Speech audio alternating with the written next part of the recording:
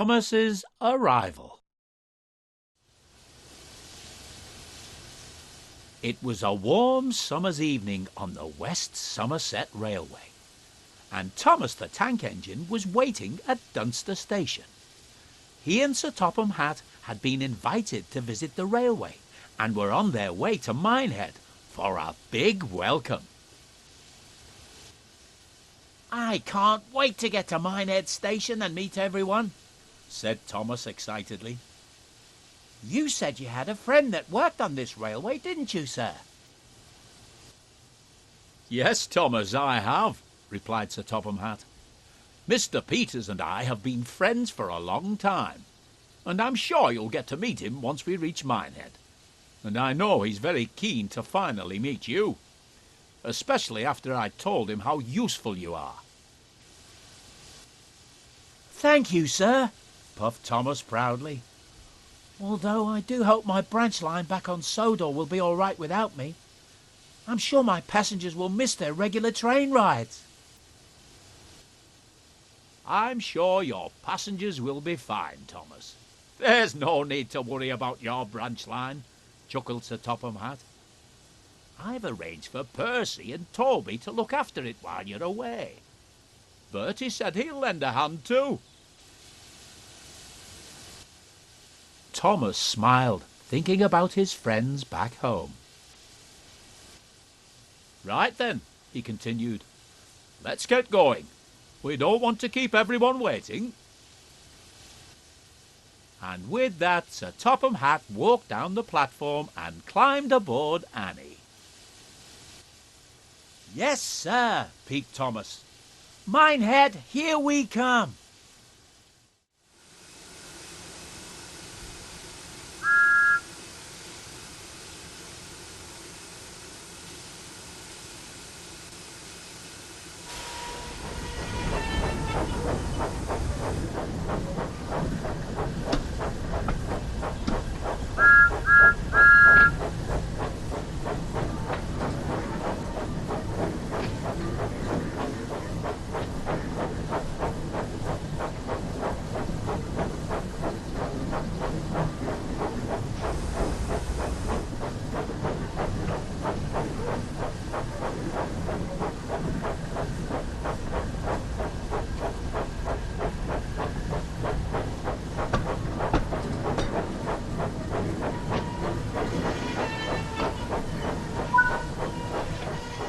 "I wonder what kind of jobs I'll get to do here," wondered Thomas. "I do hope we get there soon. I can't wait to get started." "Yes, it will be nice to finally arrive," said Annie sleepily. "I don't know about you, Clarabel, but I'm rather looking forward to a nice long rest after our long journey here." "Yes, Annie, it'll be nice to finally rest my wheels for the night. You should get some rest too, Thomas. You don't want to be tired tomorrow, do you?" "But I'm too excited. There's going to be a party tomorrow night to welcome us to the railway, and I want to make a good impression and show everyone that I'm a really useful engine, especially as we've come all this way." "We understand," sympathised Annie. "But as Clarabel said, you don't want to end up being tired and running late on your first day." Despite his excitement, Thomas couldn't help but be tired too.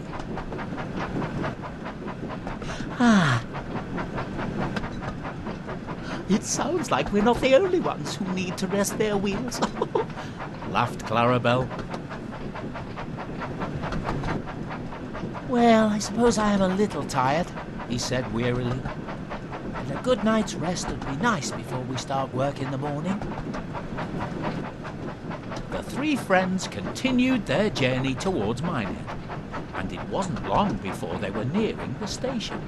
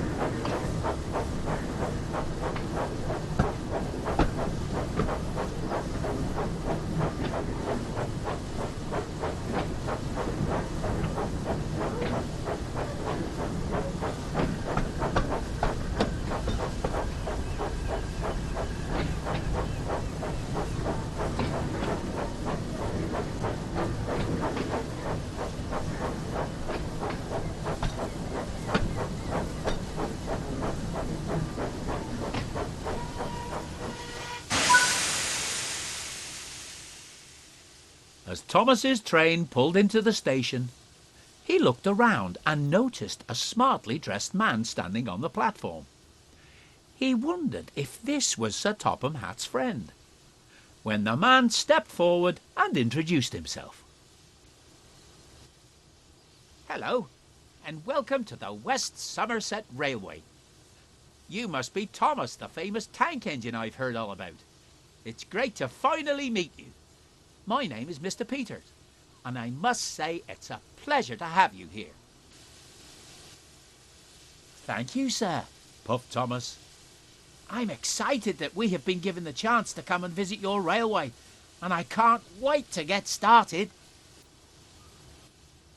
"That's what I like to hear," said Mr. Peters. "Sir Topham tells me you're a very hard-working engine, so I'm looking forward to working with you and making sure that you and all our visitors have a great time at the party tomorrow night." Just then, Sir Topham Hatt walked up. He greeted his friend warmly and started telling him all about Thomas. "Thomas is one of the most useful engines I know, and I'm sure he'll prove to be a credit to your railway." "That's wonderful to hear," replied Mr. Peters. "I'm sure that Thomas and I will get on splendidly." Mr. Peters smiled and turned to the crowd of passengers. "Ladies and gentlemen, I would like you all to give a warm welcome to our visitors from the island of Sodor, Sir Topham Hatt, Thomas, and his loyal coaches Annie and Clarabelle." Everyone clapped and cheered, and Thomas looked on, feeling very proud.